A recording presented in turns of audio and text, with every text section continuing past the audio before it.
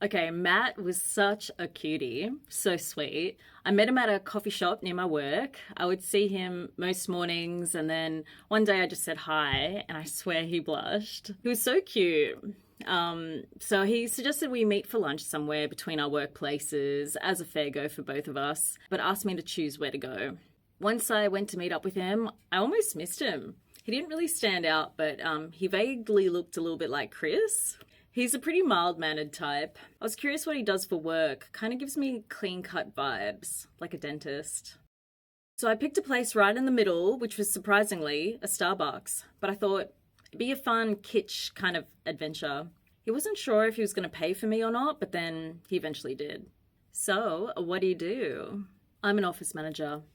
I like to think that my job is to make sure things are running smoothly and efficiently for everyone to get the things that they need to get done. Oh, that's cute. You sound very supportive.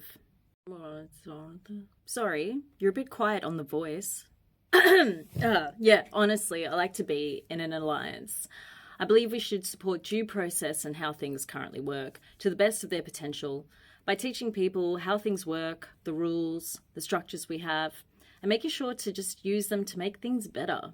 But I think currently it's hard for people to know what's going on, to know the rules.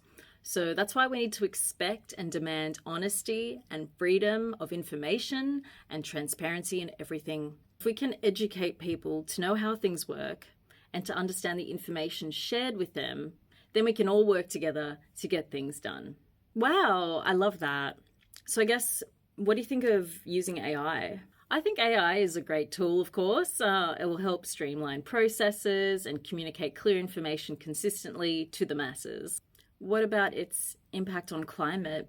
What do you mean? I haven't heard that being talked about. Oh, it uses a lot of energy and water.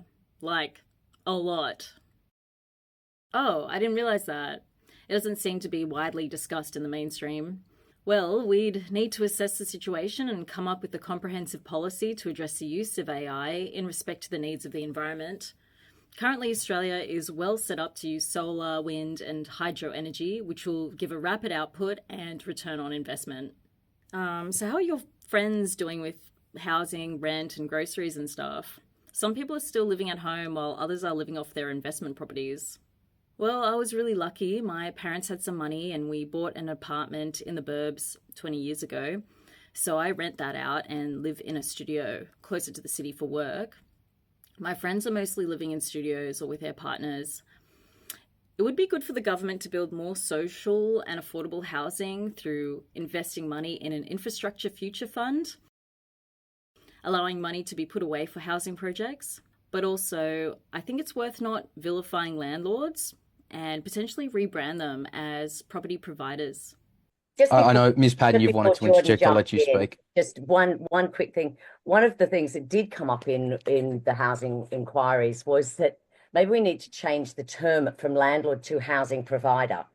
And if we're still accepting this idea that it's mums and dads just trying to get ahead and lending, borrowing good money to provide a house for somebody else, and that this is some form of good work, then they are housing providers. They're not landlords.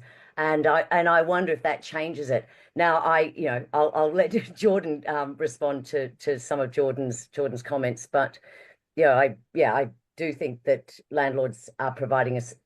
We should be considering what they're doing. Yeah, John Vanderlama, I'll let you get a quick word in. Yeah. Oh, interesting. Well, have you ever thought about access to guns? I think guns should be used only in necessary scenarios, like in rural regions, but we should have regulations that maintain safety. I'd have to look into current statistics to know who and how many people own them and how many injuries we've had in relation to them to form an opinion on it. I'm certainly not saying that I support rent control. I would need to look at more evidence. Yeah, good restraint. This was getting kind of bland, so I decided to ask him a spicy question. So, what about trans rights? I think best to consult with the trans rights groups and assess their needs to create sensible and evidence-based policy that is fair and at a base level ensure their human rights are honoured. Give everyone a fair crack. Give them a fair crack to give people a fair crack. Okay. So yeah, he was just a really nice guy. Like, so cute and sweet, but kind of boring. Not much romance or passion. Kind of like a goody two shoes. I'd be worried if he'd be a bit of a people pleaser. Or maybe he's just really even handed and sensible. But I like that he was keen to know more about my views and even complimented my boots. Or at least, I think it was a compliment. He just said they were shiny. More like stating the obvious.